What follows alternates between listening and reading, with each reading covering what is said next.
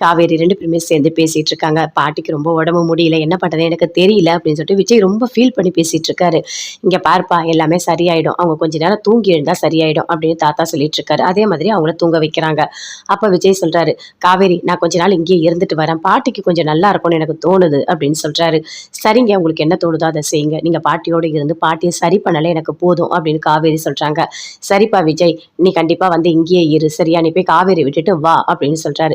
"இல்ல தாத்தா நானும் வந்து இங்க கூட இருந்து பாட்டிய பார்த்துக்கட்டுமா?" அப்படின்னு காவேரி கேட்குறாங்க. "இல்ல காவேரி அதெல்லாம் ஒண்ணும் வேண்டாம். ஏன்னா வயித்துல குழந்தைய வச்சிருக்க. உன்னால எதுவுமே பண்ண முடியாது.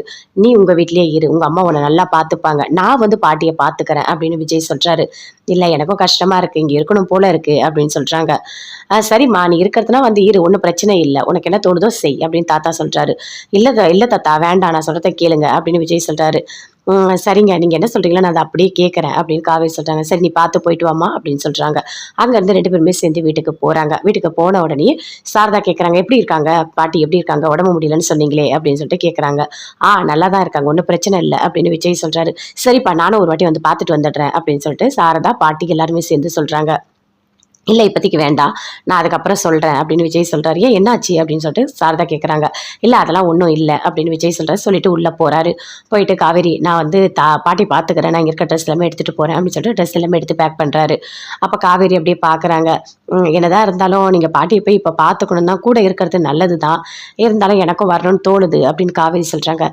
"காவேரி உனக்கு தோன்றது எல்லாமே கரெக்ட் தான். ஆனா நான் பார்த்துக்கிறேன் பாட்டிய. சரியா?" அப்படின்னு சொல்லிட்டு அங்கருந்து வராரு. "என்னப்பா நீ மட்டும் போற?" அப்படின்னு சாரதா கேட்குறாங்க. "இல்ல அத்த, உங்ககிட்ட நான் சொல்லிட்டு தான் போறேன். பாட்டிக்கு ரொம்ப உடம்பு முடியல.